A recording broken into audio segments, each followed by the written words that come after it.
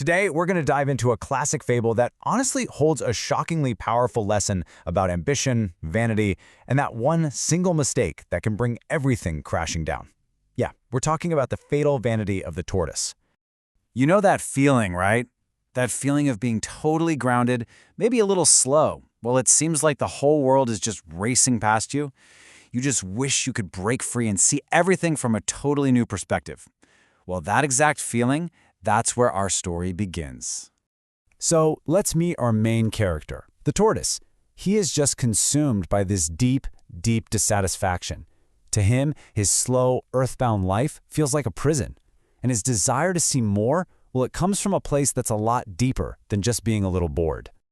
So according to the myth, the tortoise was so lazy he actually turned down a personal invitation to God's banquet. Can you imagine?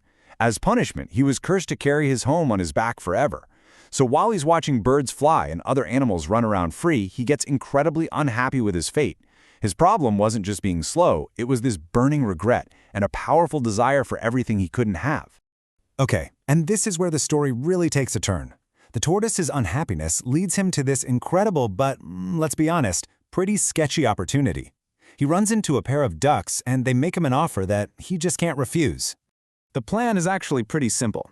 The tortoise is going to bite down hard on a stick, the two ducks will grab either end, and they'll fly him through the sky. He's finally going to get his wish to see the world. But, and this is a big but, there's one single non-negotiable rule. A rule his entire life depends on. He absolutely must keep his mouth shut, no matter what.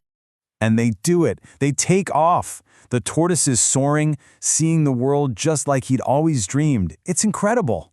But then, a crow flies by, and it is just astonished by this sight. Now, the crow doesn't make fun of him. Instead, it pays him a compliment. A single, powerful line of flattery that gives him a title, a moment of public recognition. And in that one tiny instant, it's all over. The need to accept that title, to puff out his chest and confirm his own importance, it was so overwhelming that he completely forgot the one critical rule. He opened his mouth to speak, and the consequence was immediate. And it was catastrophic. So, let's get to the real heart of this. The story isn't really about the foolishness of wanting to fly. No, the real lesson is understanding why he fell. It all boils down to ignoring that one critical condition. And we have to make a really crucial distinction here. His original fault, the laziness and the unhappiness, that's what put him in that dangerous situation to begin with. But it was his fatal flaw, that sudden, irresistible explosion of vanity and pride, that's what actually destroyed him.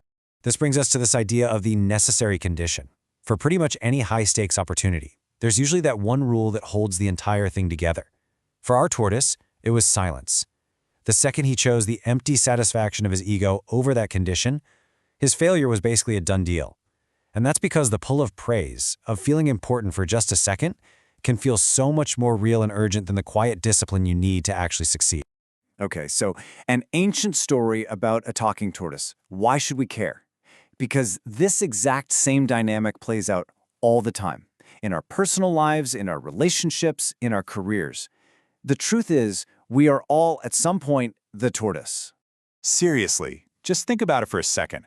When is a moment of ego, that little need to boast or to soak up some praise, put something you really cared about at risk? The details might be different, but that core flaw, it's always the same. I mean, just look at how this stuff plays out. Personally, maybe you land a sensitive job that requires absolute discretion. That's your precarious flight. But then a colleague flatters you, and you can't help but boast about a few confidential details. Boom, you've just opened your mouth.